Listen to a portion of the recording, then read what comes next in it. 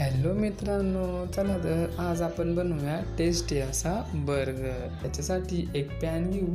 पॅनमध्ये उकडलेले बटाटे एकदम हाताने बारीक बारीक करून घेऊया। पूर्णपणे बारीक केल्यानंतर बारीक बारीक कट केलेली शिमला मिरची, हिरवा मिरची आणि आपला चोंग्या कांदा एकदम बारीक बारीक कट केलेला त्याच्यामध्ये टाकून घ्यायचा आहे।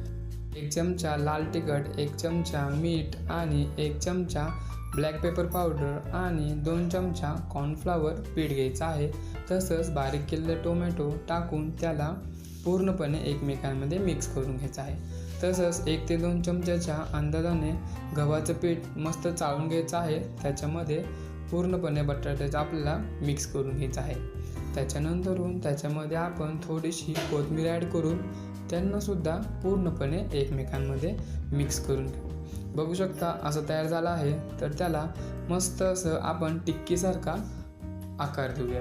हे बघू शकता हाताने एकदम बारीक बारीक करायचं आहे आणि टिक्कीसारखं सर्व सेम असंच एका प्लेटमध्ये करून घेऊ। तसेच त्याच्यासोबत साईडला आपण एका प्लेटमध्ये 2 चमचा कॉर्नफ्लॉवर आणि थोडंसं पाणी टाकून त्यांना एकमेकांमध्ये मिक्स करून घेऊ। मित्रांनो, कडकपणा येण्यासाठी आपण हे पाणी तयार केलेलं आहे।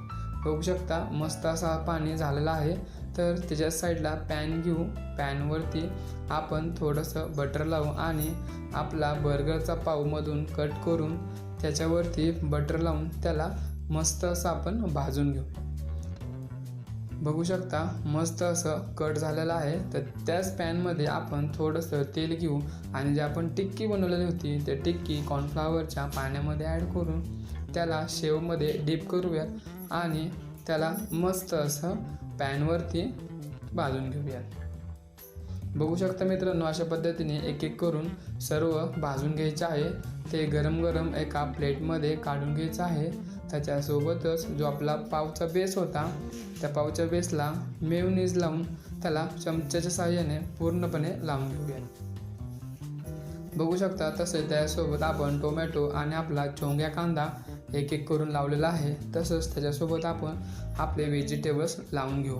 बघू शकता काकडी, शिमला मिर्च आणि त्याच्यानंतर आपण आपले चीज टाकून घेऊयात। पूर्णपणे चीज ॲड करून घेतल्यानंतर वरती शेवटून त्याच्यावरती मेयोनीज लावून घेऊ आणि आपली टिक्की त्याच्यावरती ठेवून देऊ। बघू शकता दुसऱ्या पावला सुद्धा मेयोनीज आणि रेड चिली सॉस लावलेला आहे।